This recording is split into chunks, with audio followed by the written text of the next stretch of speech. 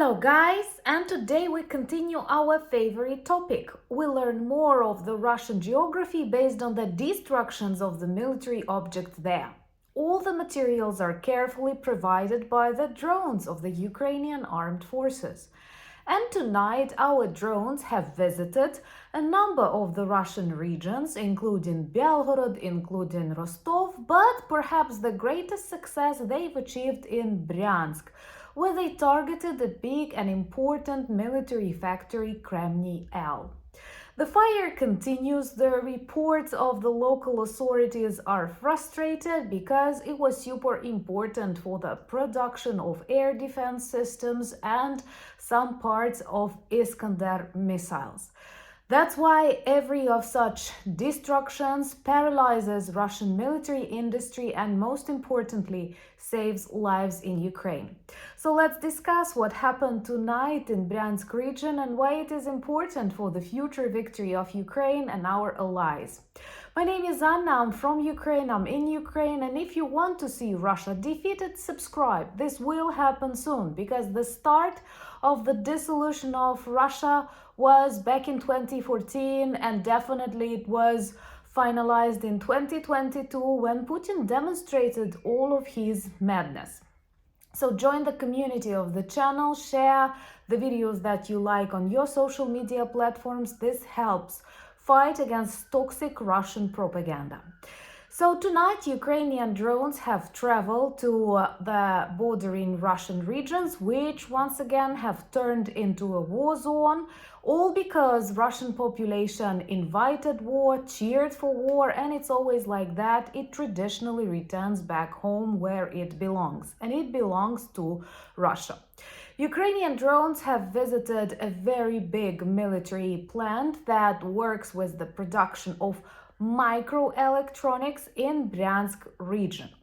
It is known as MICROEL. There are lots of reports all over the internet about its production capacity, and some actually claim that it was one of the largest microelement production factories connected with the military industry of Russia in general.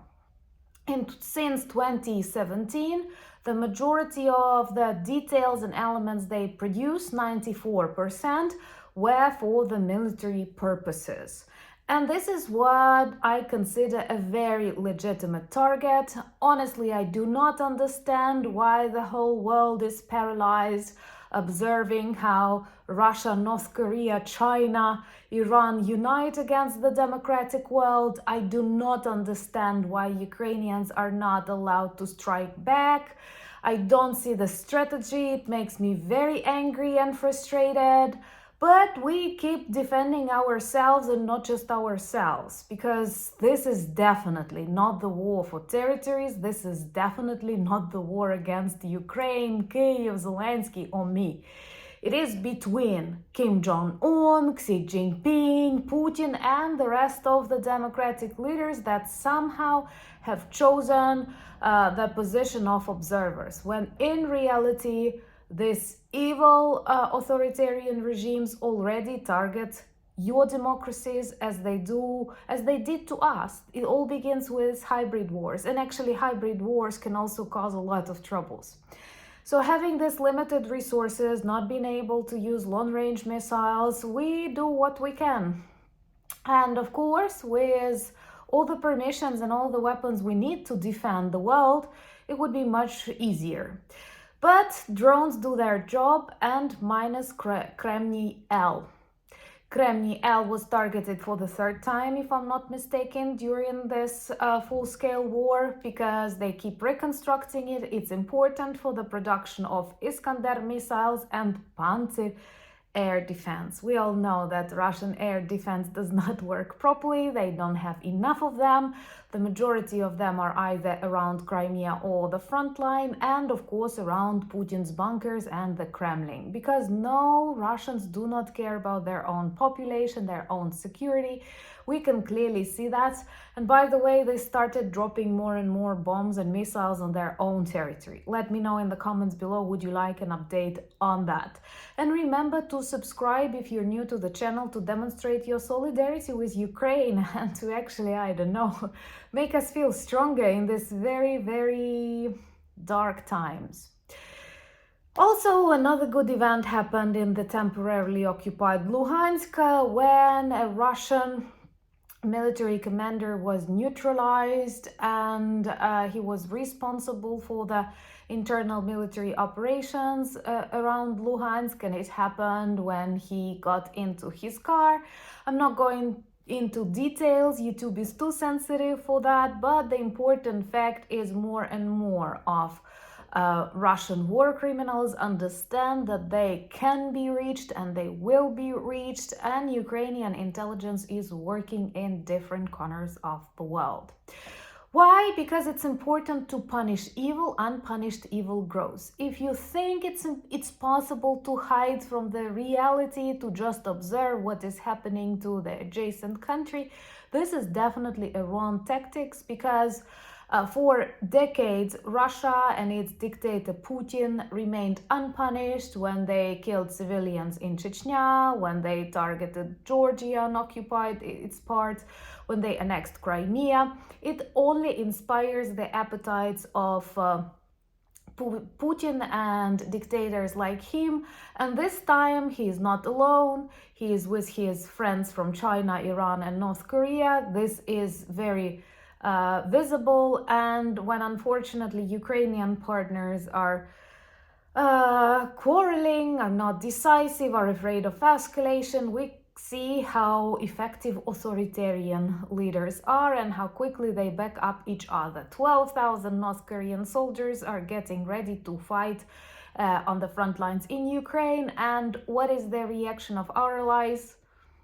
Wow, that is going to be bad. That is a bad mistake, and nothing. Ukraine remains alone. We are fighting with our people, with our lives, with our territories, and somehow we have to keep persuading that, we are people that are worth living. We are people that are like, I don't know. I'm a bit disappointed when I read the remarks of various politicians, the ways they see the future of Ukraine, like as long as it takes, sometimes as long as it takes something means not something good, because we all observe the elections in the United States, we all observe how European leaders watch what will happen, and I do hope that Putin will not win, because right now he's waiting. Ukraine is waiting, all the world is paralyzed, but they keep destroying our territories, they keep destroying our lives.